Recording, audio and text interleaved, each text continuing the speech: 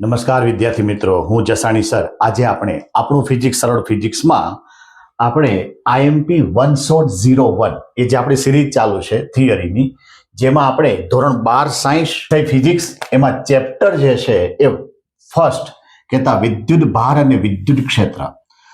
આ પહેલું અને બીજું ચેપ્ટર આપણે બોર્ડની એક્ઝામ માટે પણ અગત્યનું છે, ગુજકેટ માટે પણ અગત્યનું છે અને જી અથવા તો નીટ માટે પણ અગત્યનું છે. ટોટલ 8 થી 10 માર્કની રેન્જ છે આ ચેપ્ટરની, જેમાં 4 થી 5 એમસીક્યુ હોય, 2 માર્ક વાળી એક થિયરી હોય અથવા તો 3 અથવા તો 4 માર્ક વાળી એક થિયરી હોય છે. એમ કરીને જુઓ તો જનરલ ઓપ્શન સાથે આ ચેપ્ટર 10 માર્કની આજુબાજુ પૂછાવાની શક્યતા છે.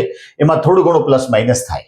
તો કે આપણે આ ચેપ્ટરની અગત્યતા, એમાં સૂત્ર આઈએમપી, વિદ્યુત ભાર જે કઈ છે, વિદ્યુતીય બળ છે, વિદ્યુતીય ક્ષેત્ર છે, વિદ્યુતીય ક્ષેત્ર રેખાઓ છે, વિદ્યુત ડાયપોલ, વિદ્યુત ફ્લક્સ અને ગોસનો નિયમ અને એની એપ્લિકેશન.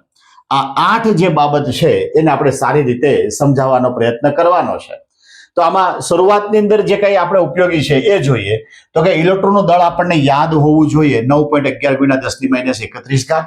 આવી રીતે પ્રોટોન અને ન્યુટ્રોનના દળમાં માઇનર ફેરફાર છે, પણ આપણે અહીંયા બેનું લગભગ સરખું ગણ્યું છે કે 1.66 × 10⁻27 ઘાત.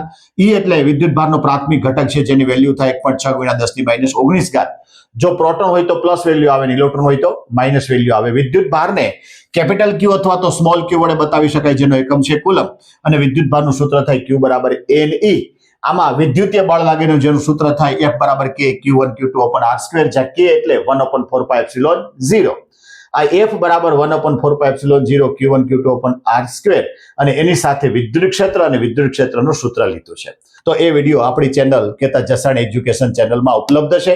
તો જેને જોવાનું ભૂલતા નહીં, માટે શેર કરો, લાઈક કરો અને સબસ્ક્રાઇબ